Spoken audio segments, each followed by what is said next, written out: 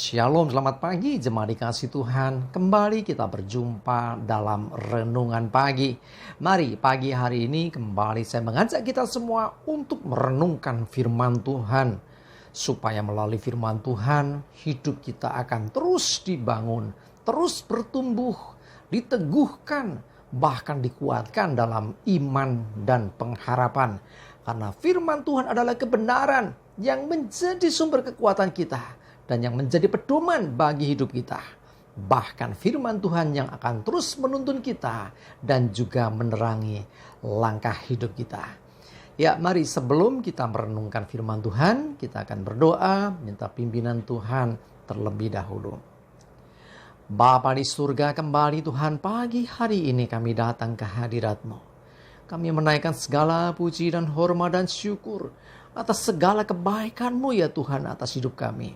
Atas begitu besar kasih setia Tuhan, rahmat dan anugerah Tuhan, berkat dan kemurahan, perlindungan dan penyertaan, pemeliharaan dan bahkan pertolongan-Mu ya Tuhan atas hidup kami. Terima kasih ya Tuhan. Dan pagi hari ini kembali kami mau merenungkan firman-Mu. Mari Tuhan singkapkan, nyatakan kebenaran firman-Mu atas setiap kami. Dan Roh Kudus urapi kami ya Tuhan, sehingga kami bisa menangkap pesan Tuhan dan juga melakukannya dalam hidup kami. Terima kasih. Dalam nama Tuhan Yesus kami bersyukur dan berdoa. Amin. Mari jemaat dikasih Tuhan, kita buka Alkitab kita. Dan renungan pagi hari ini saya ambilkan dari Ibrani 13 ayat yang kelima. Saya bacakan. Janganlah kamu menjadi hamba uang, dan cukupkanlah dirimu dengan apa yang ada padamu. Karena Allah telah berfirman, Aku sekali-kali tidak akan membiarkan engkau, dan aku sekali-kali tidak akan meninggalkan engkau.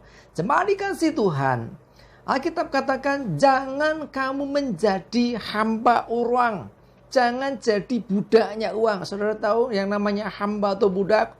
Ya, hamba atau budak ini berarti dia pasti akan mematuhi apapun yang diinginkan tuannya. Ya, jadi hamba itu tugasnya melakukan apa yang diperintahkan tuannya. Nah, kalau dikatakan jangan menjadi hamba uang artinya berarti uang menjadi tuan kita. Ya, hati-hati ya, jangan sampai uang menjadi tuan kita. Kalau uang jadi tuan, kita jadi hambanya, artinya hidup kita ini akan tanda kutip seringkali dipermainkan oleh uang. Ya, jadi orang yang siap istilahnya mati, ya, berjuang mati-matian untuk uang. Hati-hati. Ini jangan-jangan dia sudah menjadi hamba uang. Ya, kadang-kadang orang nekat, ya, jambret, begal, ya, bahkan merampok dengan kekerasan. Padahal tahu resikonya apa? Resikonya ya bisa saja nyawanya sendiri yang melayang. Ya. Tetapi kenapa orang mau melakukan itu? Nah, itulah contoh orang yang diperhamba uang. Ya.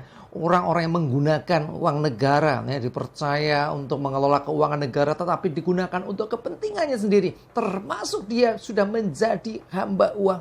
Jadi ada yang mengatakan begini, uang ini adalah tuan yang buruk, tapi hamba yang baik. Maksudnya uangnya jadi hamba, kitanya yang harus mengelola. Kita harus memerintah uang. Ya, saya sering guyonan gini. Saya nggak suka uang, nggak terlalu suka uang. Kenapa?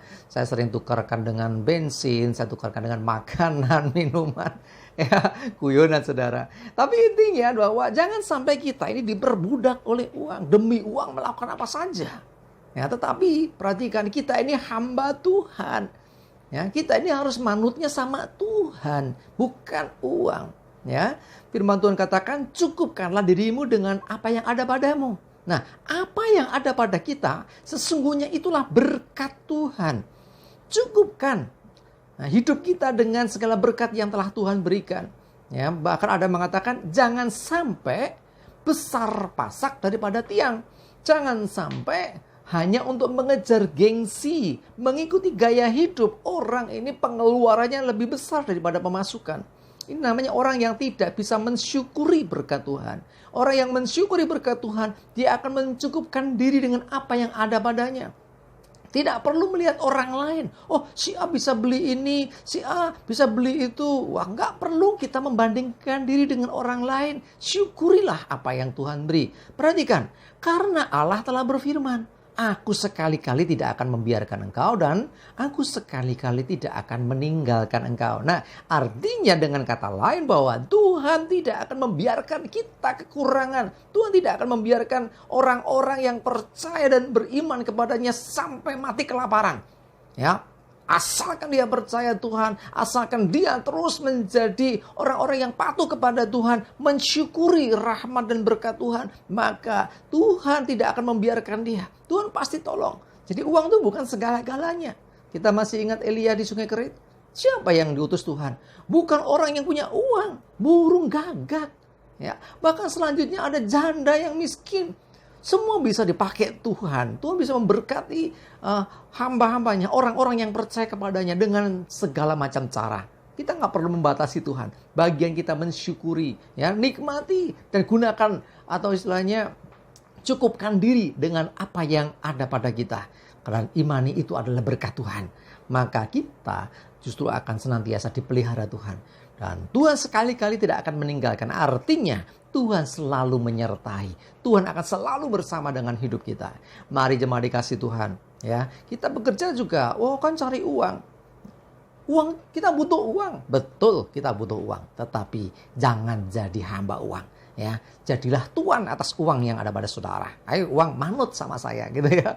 Ya, jadi bukan kita diperbudak oleh uang, tetapi justru kita yang harus bisa mengelola setiap keuangan. Karena uang juga bisa bicara tentang berkat Tuhan. Tuhan juga memberkati kita dengan keuangan. Ya, tetapi jangan sampai berkat jadi fokus kita. Fokus kita ini harus kepada Tuhan. Ya, kita ini hambanya Tuhan, bukan hamba uang. Jangan jadi hamba uang. Cukupkan diri dengan apa yang ada padamu. Karena sesungguhnya Tuhan akan senantiasa tidak akan membiarkan kita dan bahkan pasti memelihara kita. Dan Tuhan senantiasa menuntun kita sehingga kita pasti tidak akan berkekurangan. Amin, kita berdoa. Bapa di surga, terima kasih firman-Mu hari ini. Biarlah menegur kami, mengingatkan kami untuk kami tidak menjadi hamba uang. Sehingga kami gelap mata. Tetapi kami jadi orang-orang yang bijaksana. Kami adalah hamba-hamba-Mu ya Tuhan. Dan kami percaya Engkau memelihara hidup kami dan mencukupkan kami dengan segala kebutuhan kami. Kami pasti tidak akan berkekurangan. Ajari kami Tuhan bijaksana supaya kami bisa mencukupkan diri dengan segala apa yang ada pada kami. Karena kami percaya itu pun berkat yang dari Tuhan yang harus kami syukuri. Terima kasih ya Tuhan. Kami menyerahkan hidup kami, senantiasa tuntun dan sertai kami ya Tuhan. Jauhkan celaka dan mara bahaya. Damai sejahtera dan berkat Tuhan menyertai kami semua. Terima kasih. Dalam nama Tuhan Yesus kami bersyukur dan berdoa. Amin. Mari jemaat dikasih Tuhan, semangat terus, maju terus dalam iman dan pengharapan. Tuhan Yesus memberkati kita semua. Amin.